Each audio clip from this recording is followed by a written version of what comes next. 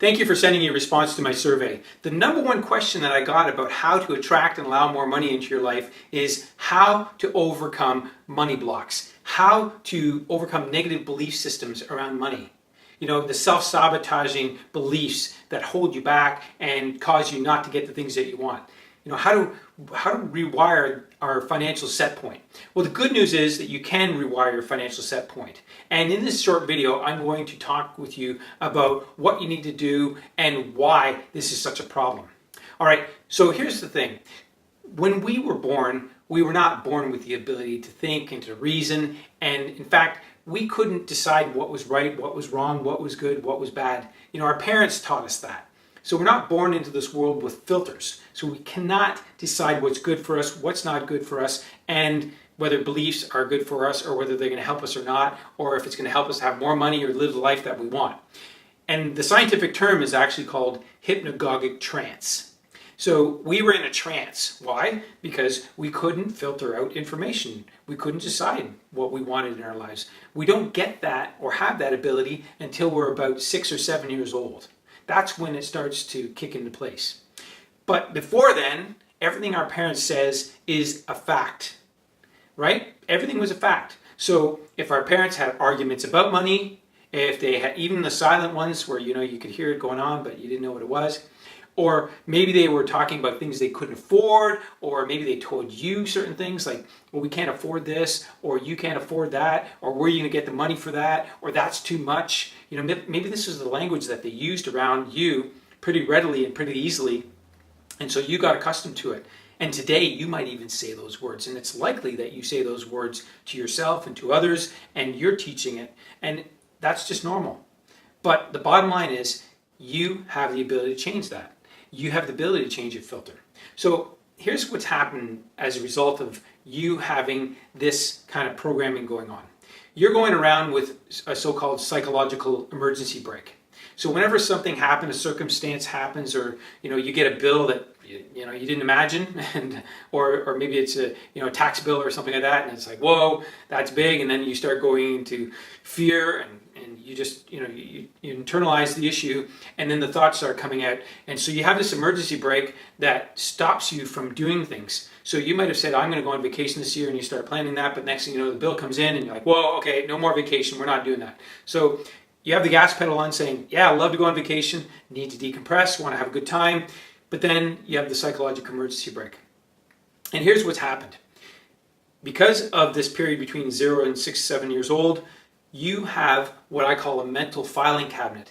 And things were put in that filing cabinet.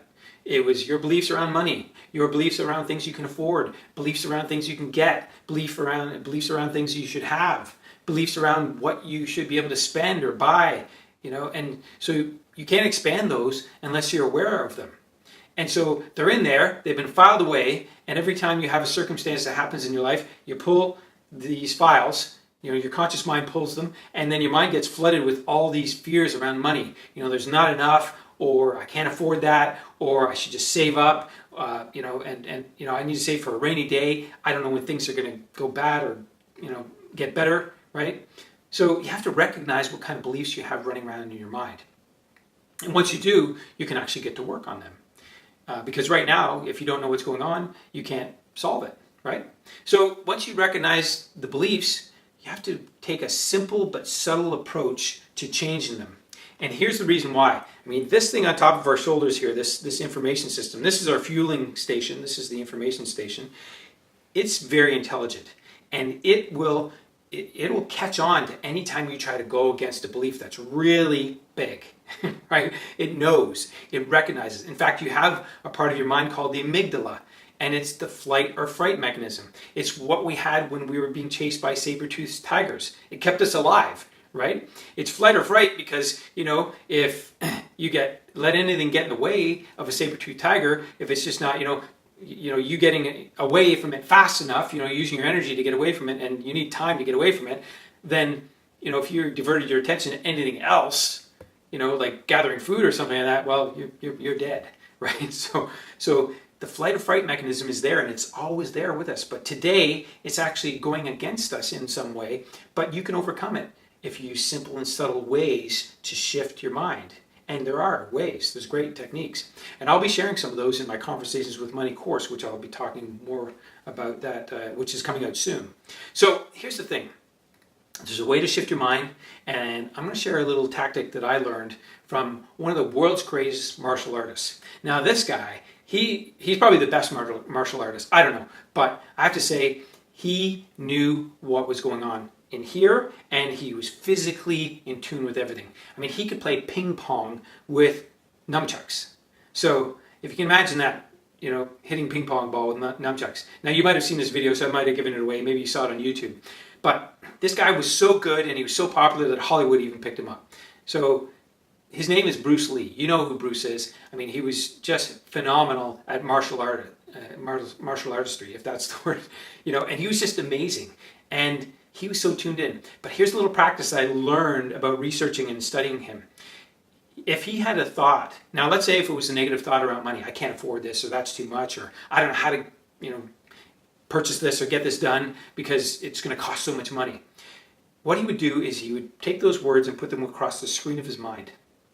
And then he would light them on fire and he would burn them to a crisp. He would let them go. He would burn them and let them go. And by doing that, his mind is letting go of these, maybe one thought, but it's also a multitude of thoughts that are going to spawn and from it that are holding him back. But he's burning them, shredding them, letting go. Now, there's another book that I studied called Psycho-Cybernetics, which talks about the same practice, but a little bit different. And Maxwell Maltz wrote about it. He was a plastic surgeon. And what he did was he changed people's look. He changed their image, their outer image. But you know what he noticed through his research and his work and all of his plastic surgery? That people didn't change their self-image, even if their physical image had changed. Nothing had changed. So he talks about this practice in his book, and the practice is very similar, but it's just getting the thoughts out of your head and putting them somewhere where you can do something with them. And I always say that thoughts become entangled as they pass through your lips and over fingertips. So as you speak them and as you write them or type them, you can get them, or type them on your phone, you can get them out of your head and you can put them somewhere where you can do something with them. So a little practice he talked about in his book was to write down your negative thoughts. So I can't afford this, that's too much. Where am I going to get the money for that? You know, I need to save money for retirement or whatever those thoughts are. Just write them down. Whatever the fear is around money and getting the things you want, write them down on a sheet of paper. And then what he suggested was that you take them outside. Take it outside and shred it or burn it. I like burning, and honestly, if you do take it outside to burn it. And if you're going to burn it, take it outside because I don't want anybody burning anything inside. So take it outside, burn it. And what you do is you let it go. You let it go out to the universe, right? You physically, mentally, emotionally let it go. So that's a little practice that you can do. And I would suggest that you try it. Just try it out and let me know how it works, okay? All right, so you have this little practice that you can do, but right now, what I want to really know is a little bit more about you. I want to know a little bit about your challenges with money. I want to know what you're struggling to do, what you want. You know, what you want to do with your money. If you had money, what would you do with it? You know, I want to know a little bit about that, about you, so I can provide you some more feedback and tools and resources that are going to help you there. So please, leave a comment or drop me a personal note, and I'll provide you with some feedback. Okay?